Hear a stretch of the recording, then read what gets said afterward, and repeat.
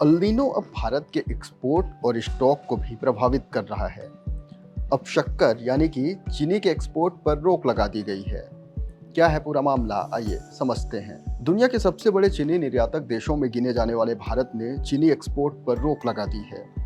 ये रोक कम से कम अगले 3 सीजन के लिए लागू है। भारत के इस फैसले के बाद से अंतर्राष्ट्रीय बाजारों में लाखों टन चीनी बाहर हो जाने की आशंका है, जिससे एशिया, अफ्रीका और पश्चिमी एशिया के इंपोर्टर्स के लिए आपूर्ति कम हो जाएगी। साथ ही लंदन और न्यूयॉर्क में बेंचमार्क कीमतों को समर्थन मिलेगा।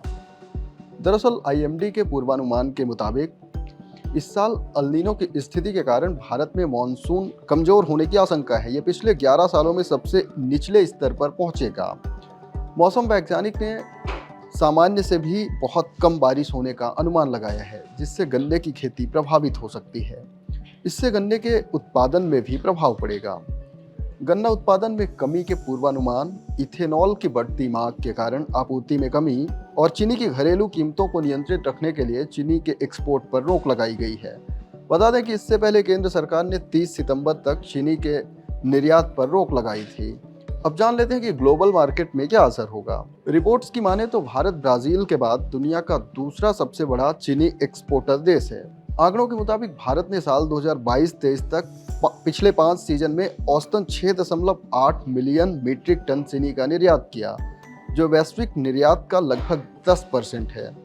इस साल लगभग 8 लाख टन निर्यात करने के बाद सरकार ने रोक लगा दी। Indonesia, Bangladesh, Sri Lanka, UAE, Iraq, सऊदी अरब और सोमालिया जैसे देशों में भारत की चीनी का एक्सपोर्ट बड़े पैमाने पर किया जाता है। भारत के इस फैसले से इंटरनेशनल मार्केट पर बुरा प्रभाव पड़ सकता है। इस सेक्टर के एक्सपर्ट्स के अनुमान के अनुसार भारत में इस सीजन 30.95 मिलियन टन चीनी का उत्पादन होने की उम्मीद थी, लेकिन अब उत्पादन 27.9 मिलियन टन रहने का अनुमान है, जो लगभग 28.5 मिलियन टन की सालाना घरेलू खपत से भी कम है। MEIR कमोडिटीज के मुताबिक 1 अक्टूबर को सीजन की शुरुआत में मिलों के पास मौजूदा स्टॉक घटकर लगभग 35 लाख टन होने की संभावना है, जो पिछले 3 दशकों से सबसे कम है। ये भी बता दें कि साल 2015 में अल नीनो के कारण सूखे से गन्ने की खेती कम हुई थी। इसके बाद देश ने आखिरी बार 2016-17 और 17-18 में चीनी का इंपोर्ट किया था।